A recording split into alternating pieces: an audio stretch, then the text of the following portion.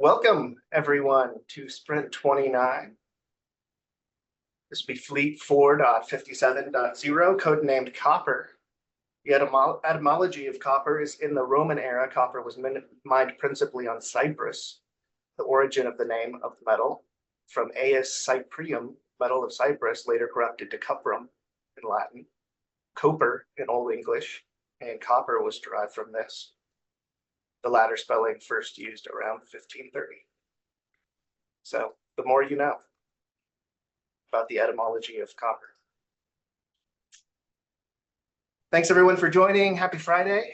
Let's kick things off. I'm going to read off the agenda. We demo user stories by feature category instead of by product group, because product groups sometimes work on features outside of their normal feature set. We always read the user story aloud before showing the demo and explain why it's important to customers. What pain does this alleviate for customers? And then we also always show where the documentation for the feature lives during the demo. And Drew is going to start trying to edit some of these demos into kind of like feature snippets that he can use in marketing collateral. So on the website, maybe next to the feature docs, we can have a little video actually showing it in action, and it really makes some of the collateral material that folks are looking at a lot more compelling. So for that reason, we want to kind of present it like we're presenting to a crowd or to folks to watch later. And with that, I am going to start with MDM features, and we're going to start with the endpoint ops product group contributors contributing to MDM features this release, and hand it over to Sharon. Thanks, Luke. I'll start with a summary of what the endpoint ops team did this sprint. So we were focused on mainly the software area. We will present 4 big features, which is the ability to uninstall, to edit software items, and then the ability to auto install software based on some policies, and the ability to do policies for an all team, which is required for that. That is on the MDM side. We will also present some GitLab ability later, but we'll start with that, and I'll start with Victor and Jacob presenting the uninstall ability. Thanks, Sharon. Victor, sound good if I read the story? And yep, go ahead. All right.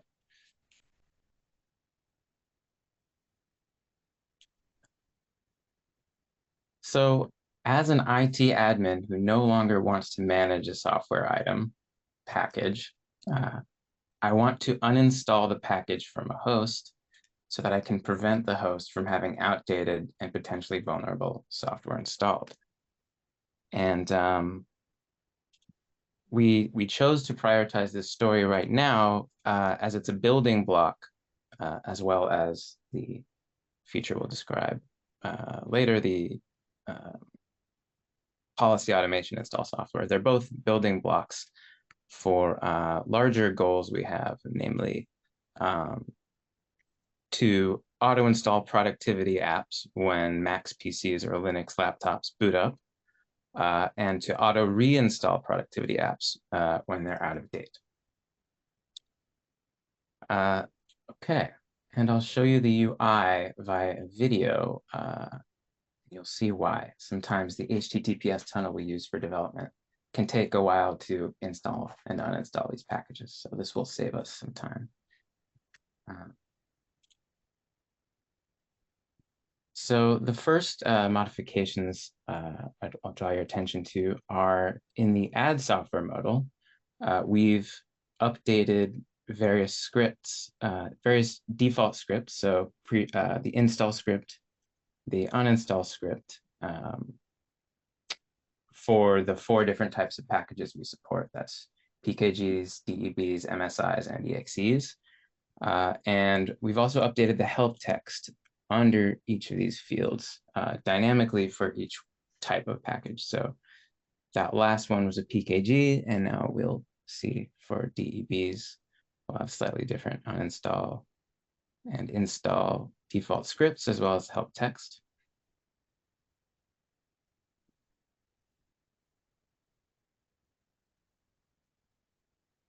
Speed it up a little bit for us here.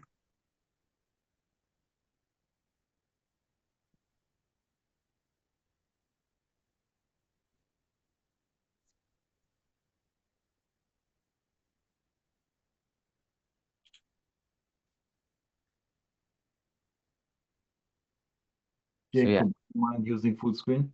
So just comment, you see the $package ID in the uninstall script. So that $package ID will get replaced by the name or the actual package ID for Mac apps. And that $package ID can be specified here in the UI when you're creating a new package, or going to be specified in GitOps when you're uploading a script.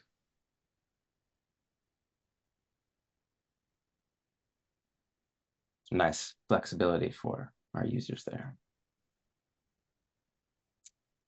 Okay, let's kick up the speed again. So we'll go ahead and actually install some of these packages, and then we'll go over to our host on the Node team. A little bit of foreshadowing there to some other work, and you'll see we can, of course, install, which is not the new feature yet. Installing.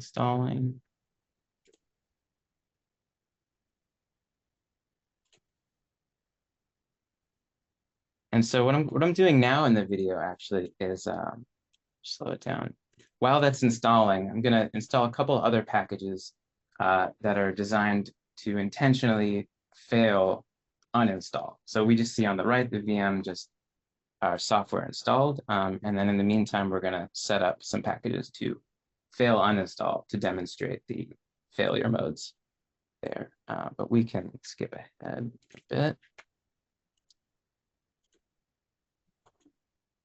Okay, so we see now we have Mozilla VPN. We're using that, by the way, as the software because it's a bit of a smaller package than the browsers. So it's going to go a little quicker. So it's uninstalled. Oh.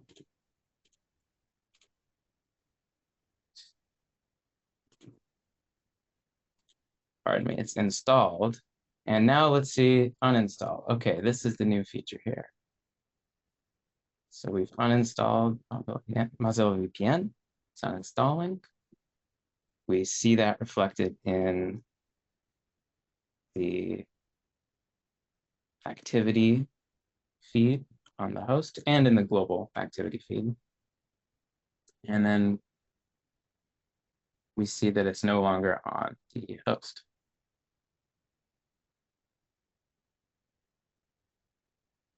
And then we should see the status updated to available for install again, because it's now off the host, available to install. Now, I'm going to skip forward a bit and show you what it looks like. We'll have a failed install, and then what it looks like when an uninstall fails. So what's going to happen here is I re-added Mozilla VPN with an always failing uninstall script. So it's installed. Now we're going to uninstall it, and we're going to see it fail.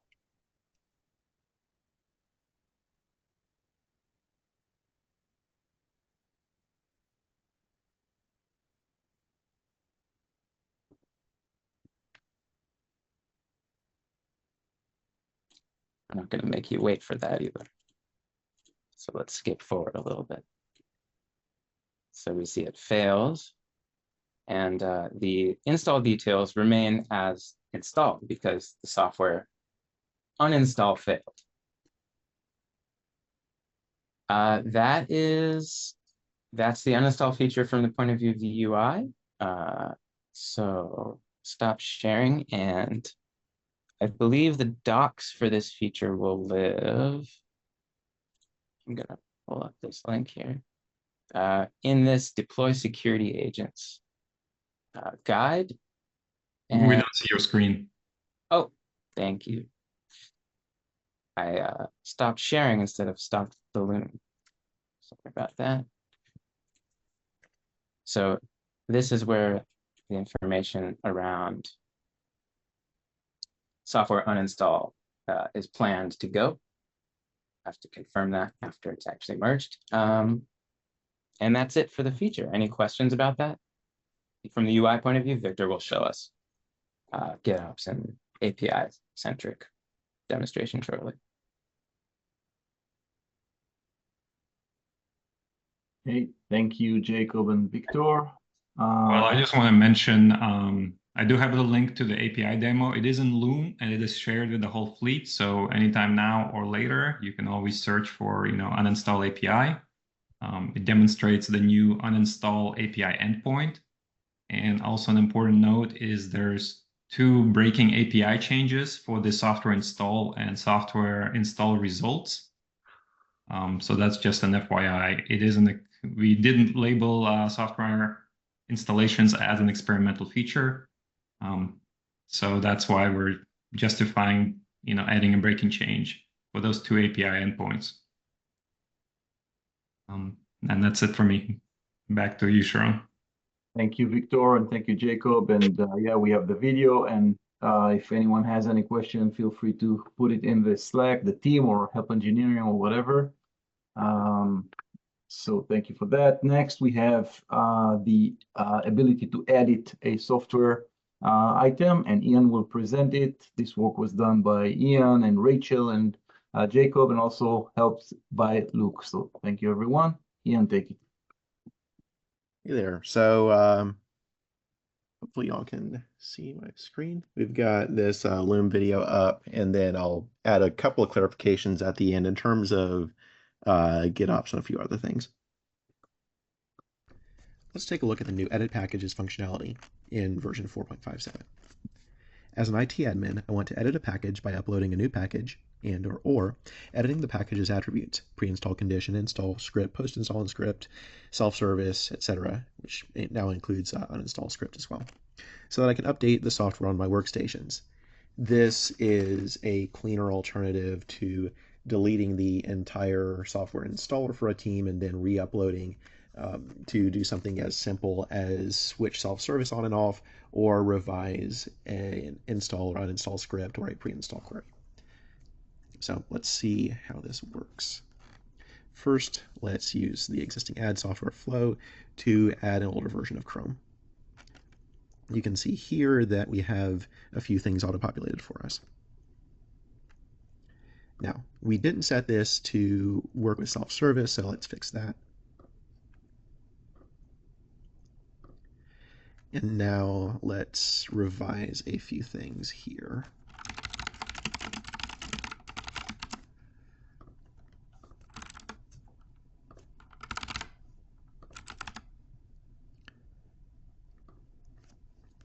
Note that in most cases, basically anything other than setting self-service, this will clear any pending installations or uninstallations.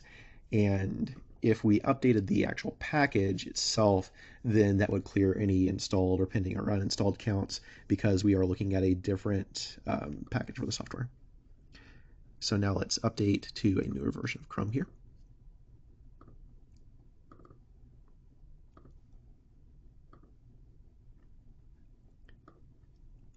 And now we have the newer version of Chrome. So with that, a couple of notes. The count resets and the removal of pending installs and uninstalls will also, as of 4.57, be applied to software installer edits that happen via GitOps. And I think actually that's kind of the only call out here.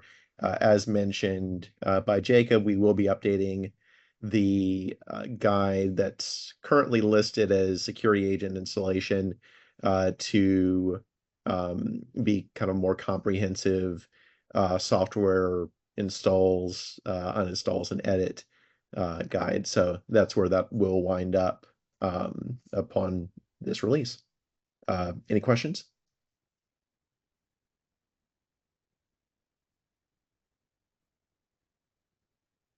All right.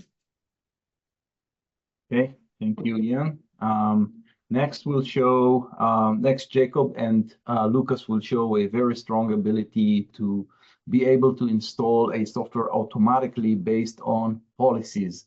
This actually gives us a very strong ability to use SQL, the OS query SQL, which is part of our policies, to determine the exact scenario where we want to install a software. In order to do that, we had to also add another feature, which is to add the ability of no teams as part of the policies. And Lucas and Jacob, as you wish to present the order, if you want to do the auto install first or the no teams, please take it. Thanks, Jerome. We're gonna do no teams and then auto install kind of as one presentation. So let's share the screen and get to the right screen, and we'll read our user story.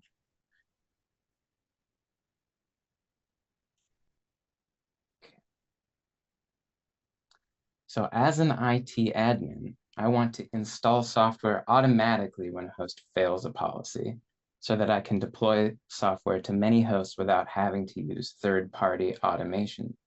Jacob, I cannot see the GitHub issue, or is it just me? Oh no, are you seeing my browser and a VM? No, I think we see your notes and something else might be the wrong page. Oh, thank you. How about now? Okay, thank you. I can see it now. So I'm gonna restart that one right now. So here's our user story. As an IT admin, I want to install software automatically when a host fails a policy so that I can deploy software to many hosts without having to use a third-party automation tool like Tines. And we prioritized this feature for development for the same reason as the previous two features, namely, they're all stepping stones to our larger goals of being able to auto-install productivity apps when Macs PCs or Linux laptops boot, and being able to auto-reinstall productivity apps when they're out of date. So we're going to start with a video again here. It's going to take us to our current state. So let's see. Is this the right video?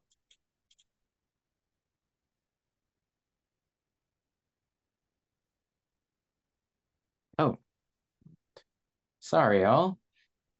Software uninstall. That is not the right video.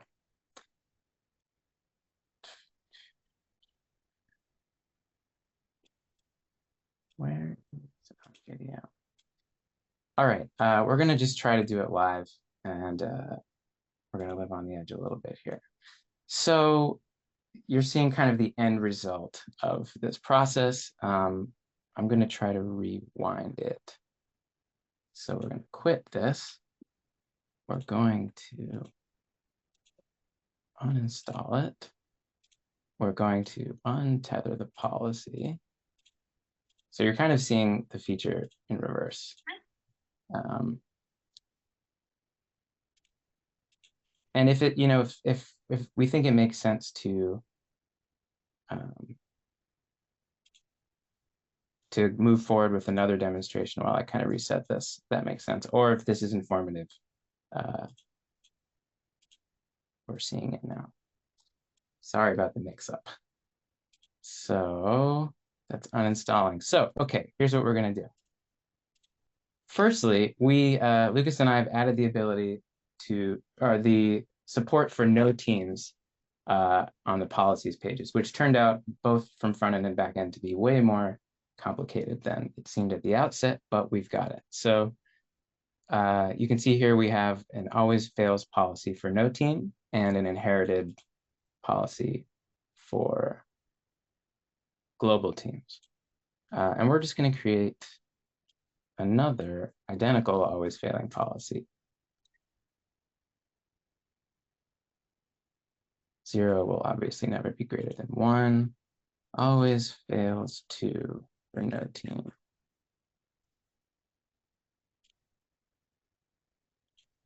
Okay.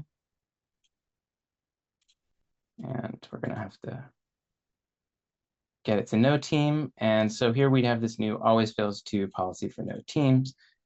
And we go to our VM that is in the no team group, for lack of a better word. And we refetch, it should fail. Actually, let's tie first the software. So this policy is going to fail on the VM, right? But before we refetch it, let's use our new feature. So we can now install software when a policy fails. So always fails to no team was our new no team failing policy. And we're gonna say, let's install Mozilla VPN when this policy fails, which is just for demonstration purposes. And we'll go back to our VM. We will refetch and expect our new policy to fail, which has the automation tied to it. Sorry about that. And when it does fail, we will see that software install triggered. So in the meantime, if we look at our details, oh, it just did it. Okay, so we just failed the policy. Always fails to is failing. And if we go to the host details activity feed, we'll see that I told Fleet to install that software on that failing host. And shouldn't take too long to install. But this is why I was hoping to do a video for y'all in advance. Shouldn't take, there it is, okay. So, and it's reinstalled on the VM. The activity is now in the past, and that is a successfully running feature. I don't think— And if you refetch, could you refetch and then you'll see the policy? Well, oh, sorry, never mind. The policy is always gonna fail. Yeah, but even if it failed, it will check that it will not send another install to the host. Nice. Yeah, I don't think we have a designated place for the documentation for this feature yet, but that will be readily available once it's merged. And are there any questions?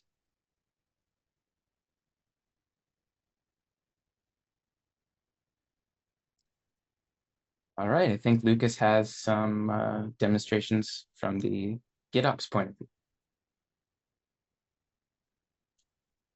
All right.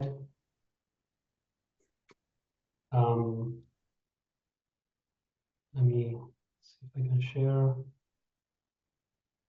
All right, so yeah, this is the issue. As Jacob already read this, and I have a video, 20-minute video here, because again, this is a powerful and flexible feature, in my opinion, super powerful, but it's a little bit hard to use currently. I need some walkthrough, so we're gonna write good docs around this. So for example, how do you write a query that checks whether a software is installed and has a version that is higher than whatever you want? So that kind of thing, this video covers that. I'm not gonna go through that details. Basically involves, you would use a canary host, install the app there, then use OS query to get the name and version, and then you would assemble a query like this. So for example, for Debian, you would use a query like this, for PKG, a query like this, and for MSI and Exe, a query like this, and you will replace whatever the title is on that. Again, there's a whole video on that. I'm not gonna go through that because it's gonna be a long video. So what I will demo today is the GitOps part of this. So let's go. I have, so let me see. Currently, I have an instance where it's empty. I just cleared everything. I have two teams, A, B, and sorry, and no team, obviously, which is a team, I don't know. And there's no software in them currently, so let me double check that. Right, we have any software there. So GitOps allows you to specify the software right there. So I have under the teams folder, I have A, B, and no team. This is a new thing. So we're gonna treat this YAML file special like a special YAML. And this involves like, you know, you'll have the team configuration for no team, which is we should rename that thing. But in any case, I'll show that, for example, for team A, we have two policies here that I'm gonna uncomment. I'll show in a moment. These two policies are one is for keeping Tailscale on Windows up to date. The other one is for keeping Firefox on Windows up to date. And then these policies will need these packages, right? And I believe we added the capability to set up like a software, package, installer package through a YAML file. So let's see one of these. So I'm going to copy this. This is team A. So if we see this, it's just a URL. This is where the package will be downloaded from. And then this is the new part. You will specify an install script. No, sorry, this is not the new part. So this is just the, you can specify, for example, for Tailscale on Windows, I needed to use a special installer script. So I added one. So again, we have a list of software there, and let's go to one of these policies that we call, automation policies. There's a new field on the policies. So for example, this one is Tailscale on Windows installed and up to date. And the query is like select from programs where Tailscale is, sorry, where the name is Tailscales, and version compare. This is a powerful post query function to do semantic version comparison. So basically, we want Tailscale to be installed and bigger than, equal or bigger than 172. And then the new part is this part where we're gonna reference or associate this policy to this installer, which is the installer for Tailscale, obviously. And the same I did for team B, so let me just do that quickly.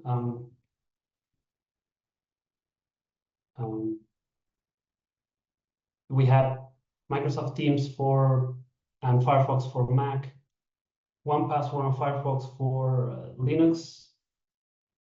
Just want to show the 3 OSs and real quick. So, and then no team. No team is just like the other teams, which we can define policies for no team. Similarly here, Firefox for Windows and Mac for some reason, but let's just keep one of these because otherwise it's going to take long to upload. So Tailscale for Firefox for MSI. All right, and now I'm going to apply this config. This will take some time for the packages because like Fleet is now downloading the packages and applying them. But maybe it will not take that long. So let's just wait a little bit. And what I want to show now is that I have two hosts enrolled to team B. The two of them don't have the software that I configured to install, right? Trust me. And then I have a Windows device that I'm going to enroll after applying the policies to show you that after you apply these YAMLs, when you enroll new Windows devices or whatever device you want to enroll, it's gonna, during enroll, it will run the policies, check that they're not passing, and then it will automatically send a install request right after enroll, which is a cool feature. So, right, we can see maybe teammate. Well, no, this is a dry run, so it will take a little bit longer. Should have removed a few more, but I wanted to check. Right. Any questions so far that I can answer while this is running? It should take maybe one more minute. Let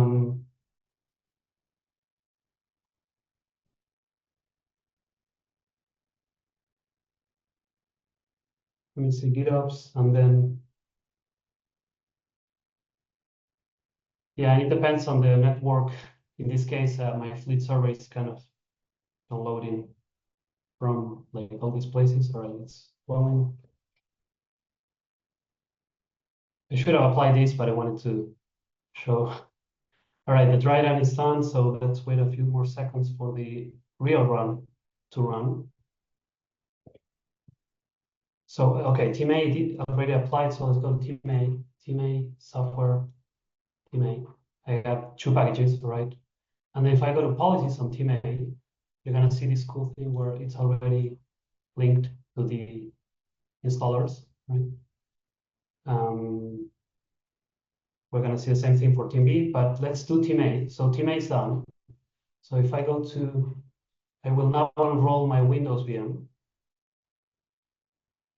Bear with me, many VMs, but here's my Windows VM.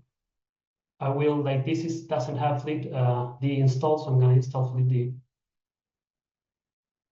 real quick.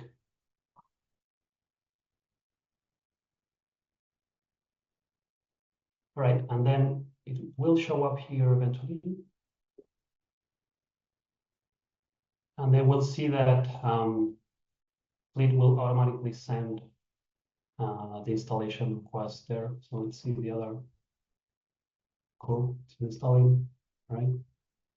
All right, there we go. Desktop, it's now fetching vitals, which means the policies are being executed on the device. This shouldn't take long, so let's bear with me. I'm almost done. Now, okay, so Firefox and Tailscale are failing, right? Right after enroll, so we're gonna see details, and we should see 2 upcoming activities. All right. This is probably a bug that I'll fix later. This is because it's a self-service app, but we'll probably fix that later. But we have an upcoming activities for this device, and well, eventually we'll get it installed. Meanwhile, team B, okay, everything applied. Let's go back to the fleet. And similarly here, if I do a refetch on the Linux, it will tell me that Firefox and 1Password are missing. It will also trigger an installation of these 2 eventually. All right, there we go. More installations for these softwares. And if you had a no team thing, you would also trigger that there. So let me just go to no team. And you'll see that we can also do this feature in no team. All right, I think I'm done. Any questions?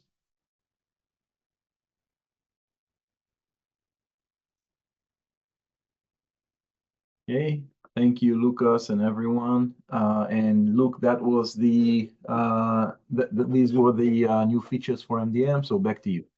Awesome.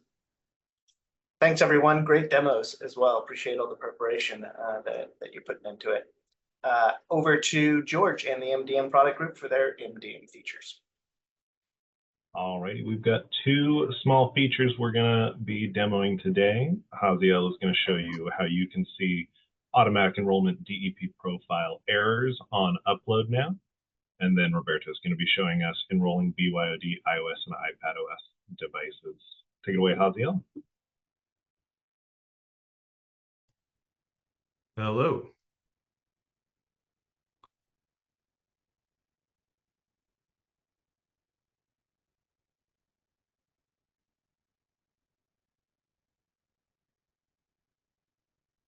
Share my screen.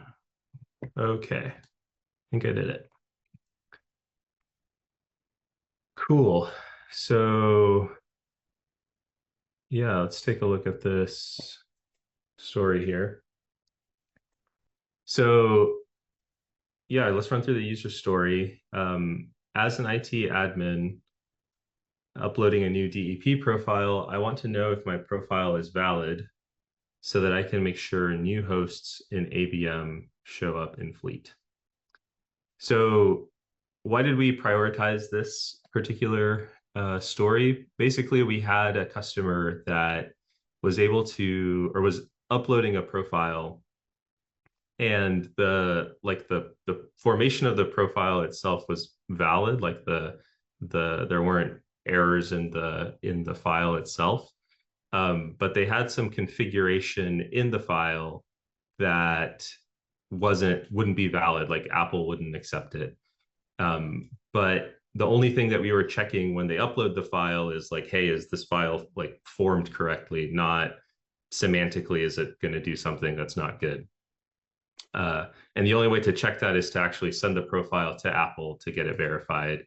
And so basically that's what we added. The only way that they were able to tell that something went wrong was digging through the Fleet logs. And I think the log that Fleet outputted even then wasn't very helpful. It wasn't super descriptive. So yeah, that's kind of the why for this guy. And so if we come over here to Fleet and we go to upload, shoot, where am I? That's controls. Sorry, I'm like between a bunch of different things right now. So OS, no, setup experience, setup assistant. And so this is where we are going to try to upload this JSON file. And if we take a look at it, you can see that I have this like absurdly long name here. And there's a cap on how long the name can be. That's just one example of like an invalid profile from Apple's perspective. I think there's a couple of other configuration options here that you can add into this profile. And I think the issue originally with the customer was like an invalid combination of a couple of Booleans. But there's lots of other validation things that happen when you upload it to Apple. So this is just one example of an invalid profile. And if we try to upload it, we now get this error here that tells us, hey, we couldn't upload it. And this is the error code from Apple, and you can see like config name invalid. So we're giving the user some information here on what is going on. And this link, it's not, the PR for the redirect hasn't merged yet, but this is what it'll redirect to, which is basically the Apple docs for the profile, like different ways that the profile could be invalid. And you can see here, there's a bit of a description. So my profile name was longer than the 125 characters that is allowed. And so that's why it was invalid. So hopefully this will save users some debugging time and let them know up front if there are any issues with profiles that they're uploading. And yeah, that's pretty much it. Any questions? I just got to ask, what is magic invalid? You don't actually have to answer, but that was one of the codes. It's yeah, there's like a field that's like, I actually don't know what it's used for, but it's like a magic push service. value. Push magic is like one of the yes. It's for the push magic for the enrollment like secrets. That's it. Cool. Little did you know you were just using your magic wrong. All right. Roberto is going to show off BYOD, iOS, and iPadOS devices. Hello. Let me share my screen. I'm hoping you can see my web browser here with the issue open. So let's go through the user story. As an IT admin, I want to invite bring your own device, iPhones and iPads, enroll so that I can install software and enforce settings on end user devices that can access organization resources and tools. I want to make a note before showing off. This is the first step into bring your own device flows. We are hoping to include more kind of different enrollments like manage Apple IDs and other ways to present this to the users. But this is like the first step based on customer feedback and what they are using currently. So as an IT admin, I can now I can go to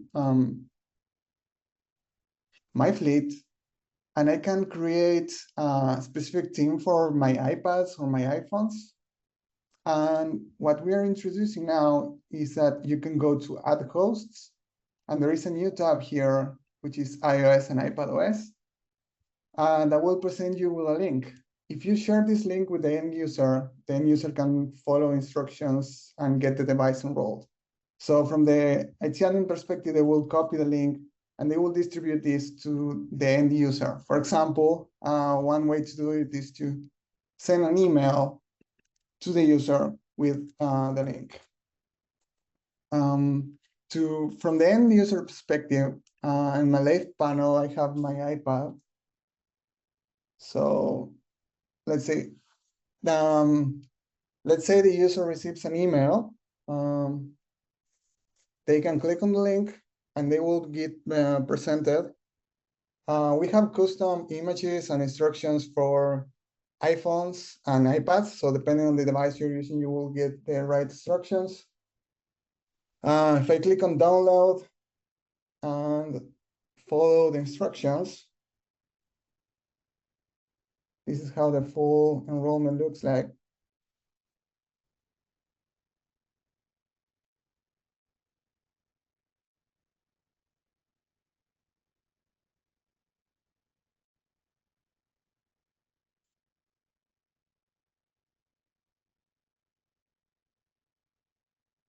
And I'm in. So now if I go to this page and I refresh, I will see my iPad there assigned to the right team. So as an out there, you can create teams, and each team has a different enroll secret, has a different URL. So depending on the URL you share, the host will be automatically enrolled into the right team. And then from now on, I can just manage the iPad as every other iPad, with all the features we already have. And I think that's it. We also have some error management, error messages, etc. But yeah, let me know if there are any questions. Looks like we have one question in the chat. Will the profile be signed? The profile is signed. The problem is that it's signed with a certificate that is not trusted. We decided to that it's okay for this iteration to do that. Eventually, we deliver a profile with the certificates, so it becomes trusted. But during enrollment, you will see that red warning. Yeah. Awesome. Thank you so much. Any other questions? All righty, back to you, Luke. Great, thank you. Great demos. I know BYOD iOS and iPadOS is on a lot of wish lists, so that's great to have. Okay, the remaining program we have coming up is endpoint ops features. We obviously have been putting most of our effort on MDM right now, but we're able to put some work in there on a feature, GitLab pipelines for GitOps, that Victor's going to present. After that, we'll go back to MDM improvements and released bug fixes. We have a bunch of those coming out. So looking forward to seeing that. And then we'll be going back to endpoint ops improvements and release bug fixes, and have a lot of good vulnerability management improvement work coming. So make sure to stick around for that. And over to Sharon to introduce the endpoint ops features. Yeah, so we have, according to the spoiler, we have one feature. So if you are a GitOps fan, Victor has news for you. Okay, thank you, Sharon. Okay, so as an endpoint operator who works at an organization that uses GitLab, I want to clone our fleet GitOps repo and connect it to my fleet server, right? So basically, I want to use GitOps with GitLab. So I created a demo video here. The demo video is pretty detailed. It kind of goes through how to set up from scratch everything. And I just want to highlight a couple things. So another note, this video is shared on Loom, so it's easily searchable. Another thing Loom has is these, you can set up chapters, so you can jump right to a specific part of the video. So I'll just show how it looks in GitLab. Specifically in GitLab, instead of workflows, you have pipelines. So I'm going to show this part of the video that explains the pipeline. We're running it on this Docker image. If this is a merge request, which we'll try later, it will only run in dry mode. But if this is a commit to the default branch, which is main, which is what we did right now, dry run only is false, so it will actually update your fleet server. Over here, before script, we need to install JQ, which we will use to determine the fleet version we're running. And then this is the script. So we get our fleet version, just to make sure our fleet control and our fleet version match. And based on the fleet version, we install the proper fleet control. We configure fleet control, and then we run the this GitOps script. So the GitOps script is the same as it is currently, whether you're using GitHub or GitLab. And the next part I want to show is kind of how it looks in GitLab when you're doing a merge request. So a merge request in GitLab is like a pull request in GitHub. Go ahead and we're going to modify this workstation's team file. So we're going to edit in the web IDE. And what we're going to do is we're going to add another secret here. So secrets must be at least 32 characters. So I'm going to use kind of a dummy secret just for demonstration purposes. And then we're going to create a new branch, and we're going to call it, just call it demo. Okay, our changes have been committed. This is the branch live here. Okay, and here we go. We have a button, create merge request. So we will go ahead and create a merge request. I think we just do this, create a merge request. Okay, and we see that the pipeline is already running. And let's go ahead and see what the pipeline is doing.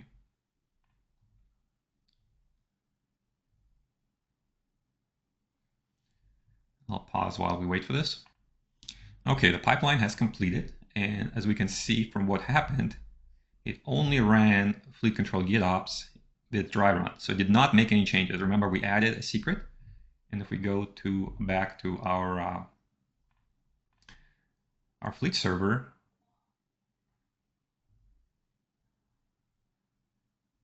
and we go to workstations, we see a single enroll secret here. So let's go ahead and merge and do the complete the merge. So let's see, we have we go back to our merge request. We're going to go ahead and merge it. So now we've merged the request. So now if we go to our main branch, we can see that this file has been updated. And we can see that it should be running the pipeline. Let's go to our pipelines, and it is running the pipeline right here. So let's go ahead and wait for this to complete. Okay, the pipeline has completed. So in this case, it ran the dry run, and then it applied the changes. So now if we go back to our server, we'll reload the host page and we say manage enroll secrets. And now we see 2 enroll secrets here. All right, that's the video. I also wanted to show the documentation for this feature. Basically, documentation is part of our GitOps repo. So we're using the same repo. And we added a section how to set it up on GitHub, and then a section how to set it up on GitLab. And that's it for this story. Any questions? Back to you, Sharon. Yeah, and back to Luke. That was the endpoint ops features.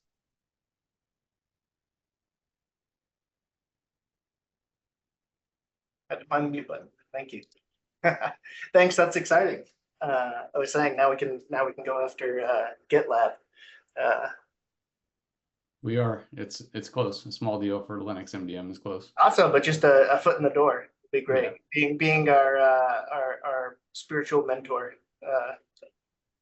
culturally. No doubt. Cool. So back over to MDM improvements and release bug fixes, and Sharon and Victor again for something on the MDM side. Yeah, go ahead, Victor. Oh, back to back. Share again. Share. Okay. All right, so bug fix. So we have customer filed this bug because they were using GitOps, and GitOps was generating some messages in the activity feed, such as this one. We cannot see your screen. At least I cannot. Am I sharing anything? It's just showing as black. Yeah.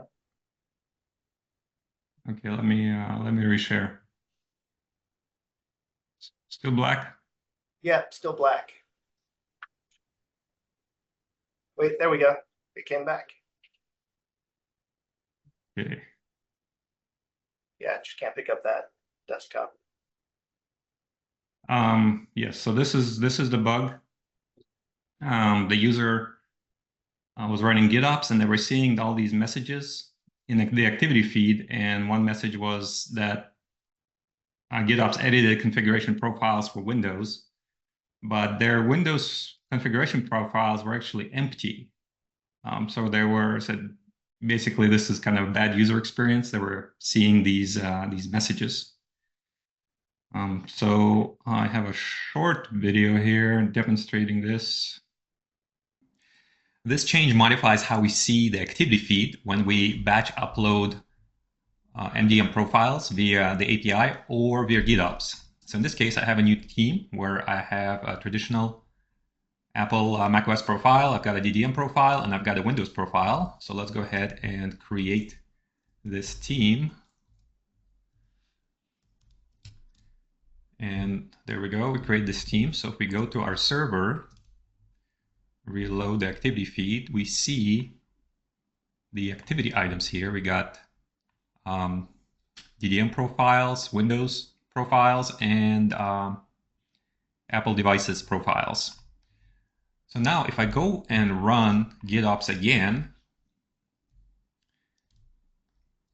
and go back to the activity feed, reload this, we do not see these messages again because nothing has changed. Now let's go ahead and do an example. So let's say we are going to keep the Windows profile, but we're going to remove the two Apple profiles. Let's go ahead and run GitOps. Let's go back to the server. And we see we do have the message for the DDM profile changes. We got the message for the Apple device profile changes, but Windows has not changed, so there's no activity for that item.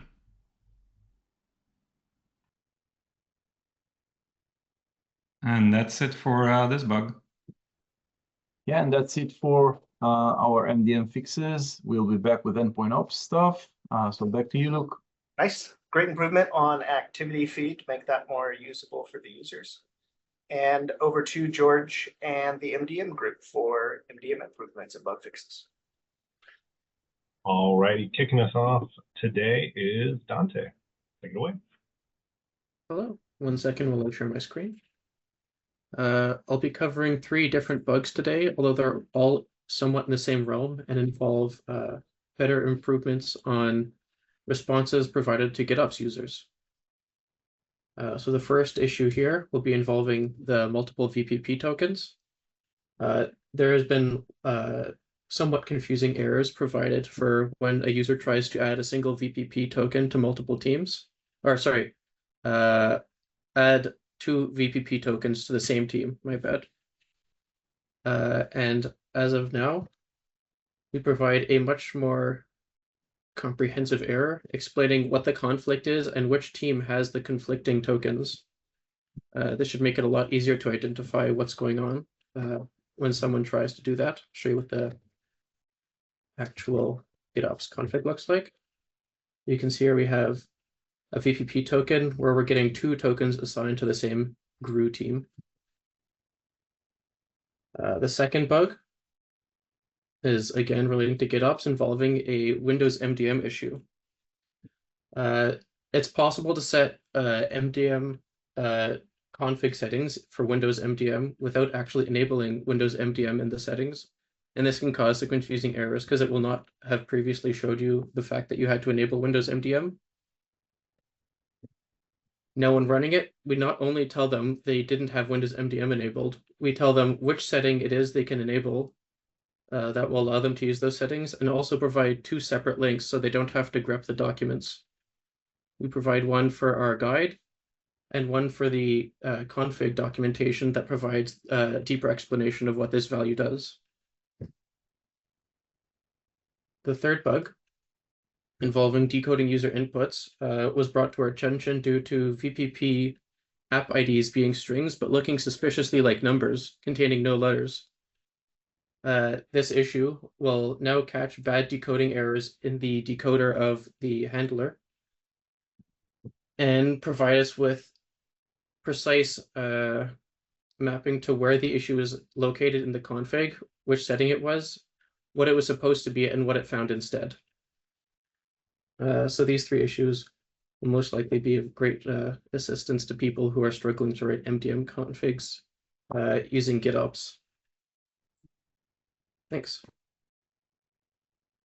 All righty, thank you, Dante. Then we have a quick one from Gabe Hernandez. Hi guys, share my screen real quick. Okay, so this is a little UI polish.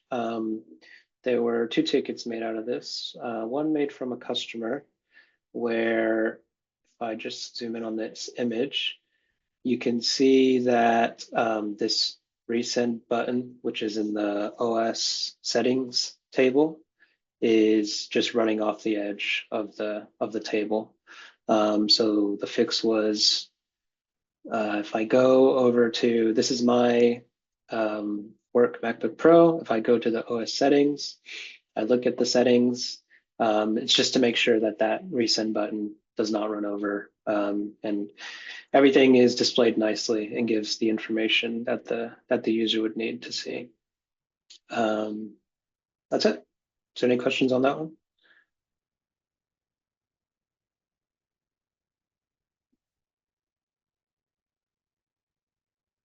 Those of us with OCD appreciate it.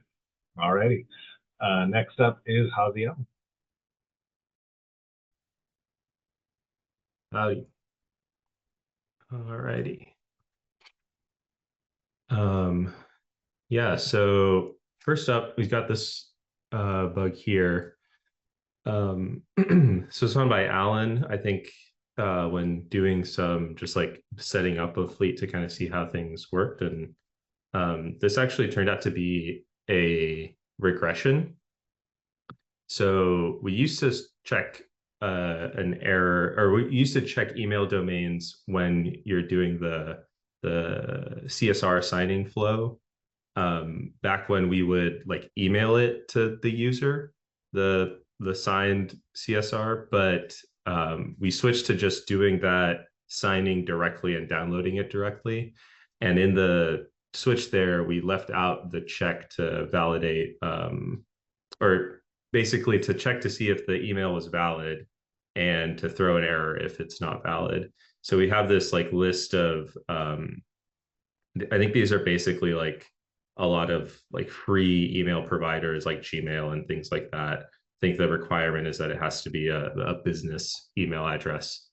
And so this lives on the Fleet DM website server that does the signing. And so basically the fix is just bubble that error up and show it instead of what was being shown, which was, I think, just like a not very helpful generic error. So if I'm going to do a little trickery here and switch my email address in the database. Don't do this at home. And if we come over to the settings for this, and I'm just going to attempt to renew the certificate. And I try to download it. I now get an error telling me that the email address isn't valid. There could probably be like maybe some nicer copy here, but this is just the error that we had before. So that's what we went with for now. And yeah, so this will let you know what's going on with your email address. Cool. Actually, let me switch my email back. I don't think this actually matters, but just in case. All right. So next is this guy. This was really kind of like a research ticket in a way. I think it was filed as a bug because if we found out something not good, then it would be a bug and we'd have to fix it. But basically what was going on is that we realized that we didn't know if Fleet was handling SCEP renewals in the Windows MDM flow. And we also weren't sure what the implications of those certificates expiring was, and that's kind of where the bug comes in. So there wasn't any action taken here because we found out that even though Fleet isn't currently handling that renewal, the certificate expiring actually doesn't affect the MDM features at all. You're still able to, like, everything still works. So I think we'll probably create a ticket here in the future for actually handling that that renewal process. And if you scroll down in the comments, you can see that I've linked out to a doc that kind of elaborates what that process is like, so that we can add that in the future whenever we prioritize that. So it's a quick one.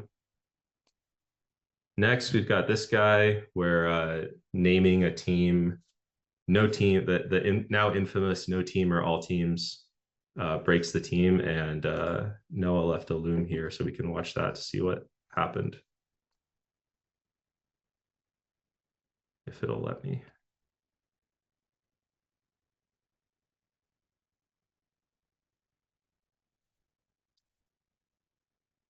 Here we go.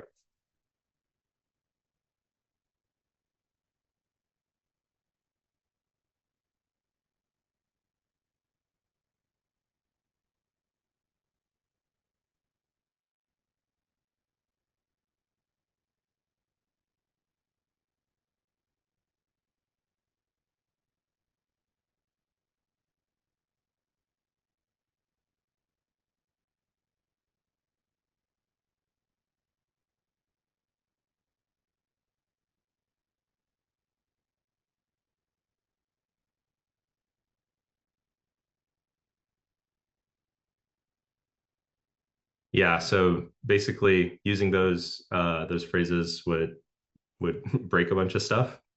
So now if you try to create a team that is called all teams, you get a nice little error that lets you know, hey, this is a reserved team name. So try something else. You try no team, should get the same thing. And this should happen in the GitOps flow as well. You can see I've got a team here named all teams. And we do GitOps with this teams.yaml will get yelled at here as well, that all teams is reserved. Yeah, so that's that one.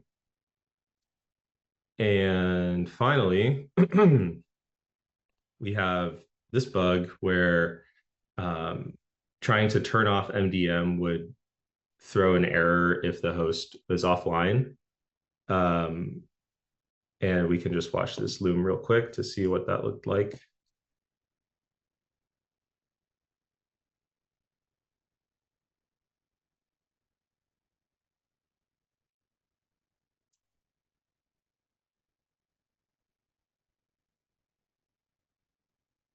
So yeah, basically when Fleet thought that the device was still online, it would try to unenroll it, or try to turn off MDM and would throw that error. So now this is my test Mac Mini here. And if we go, and I think this will break the screen sharing, but I'm going to go ahead and turn off the Wi-Fi on it.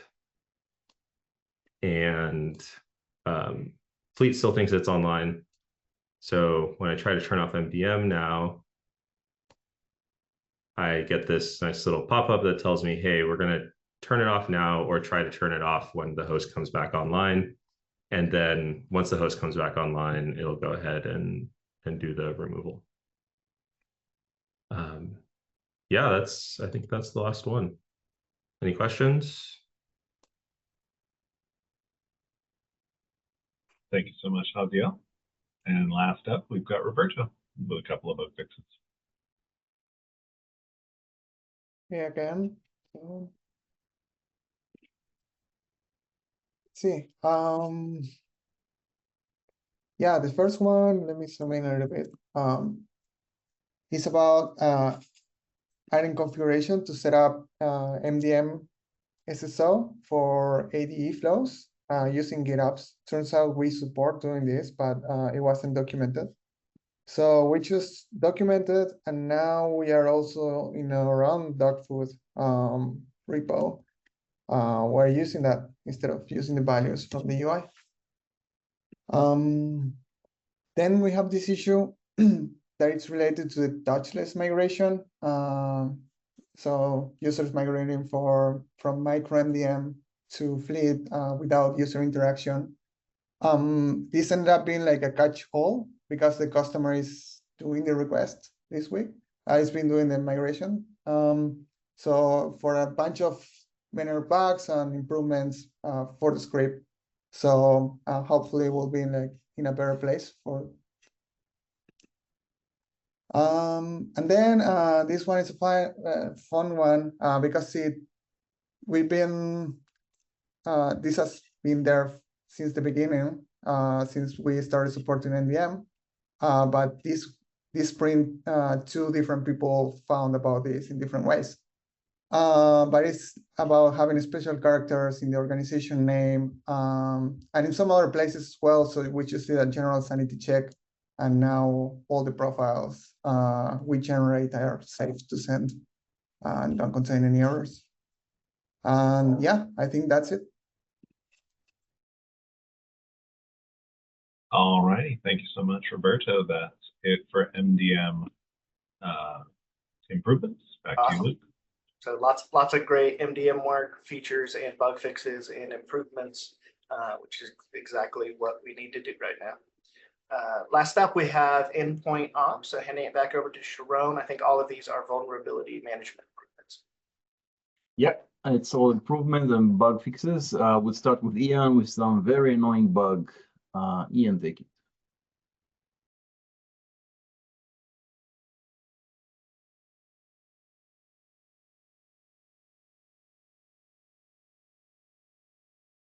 So this is a visual consistency fix for the software tabs. And the software tabs, if we had 0 items, we previously wouldn't show that 0 item count, and now we do. What that looks like is going from this to this. Same thing with OS versions, and same thing with vulnerabilities. So this is a visual. Okay, thanks, Ian. And that was annoying because it was actually things in the back end that were counted, and anyway, it's all. Next, we have team handling several vulnerability items. Team, take it. Hey, all right, bugs. Let's see, probably the one you care about most here is our P2. Where are you? Actually, I'll just show you. It's in dog food right now. If I refresh this, go to the software page, I filter by vulnerable software. Hey, I see a lot of software that's not vulnerable. So that's, we believe the bug kind of originated because I'll just take 1Password as an example. 1Password is vulnerable, other versions, but not this specific version for this host. So kind of improved our filtering here. This is on my local dev off of main software, vulnerable software, and there we go. Only vulnerable software that is installed on this host. Let's see what's next. Probably the next big one. Another customer asked. This actually ended up being a little bit of a, as we call on our team, a can of wasps.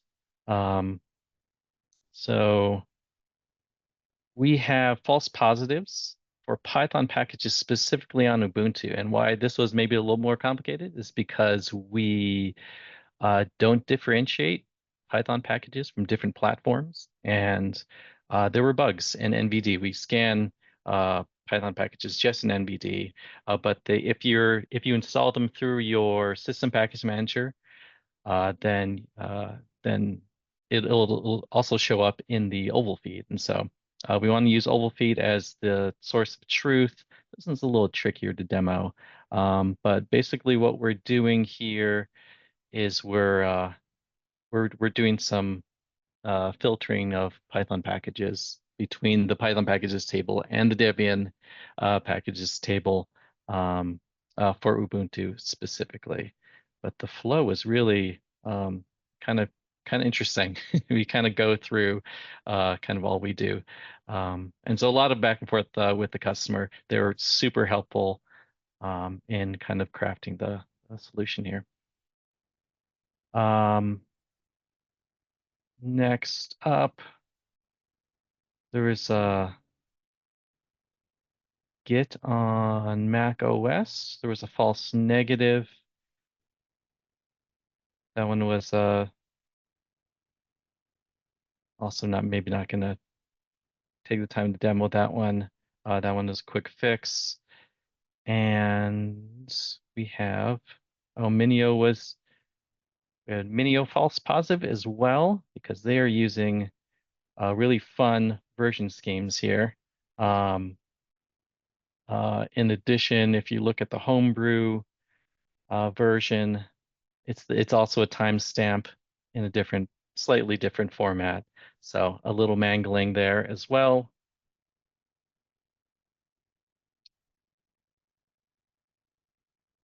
Oh, that's a page. And last but not least, VirtualBox false negative on Mac OS. This had to do with bundle identifier because VirtualBox is owned by Oracle, and Oracle needs to be the vendor, and the bundle identifier for VirtualBox does not include Oracle. So that was where that bug occurred. I think I got to all of them. Yep. Thank you, team. Yep. Any questions for team? If not, then that concludes our stuff. Back to you, Luke. Great. Thank you, everyone. And thanks again for the great demos and preparation you put into those.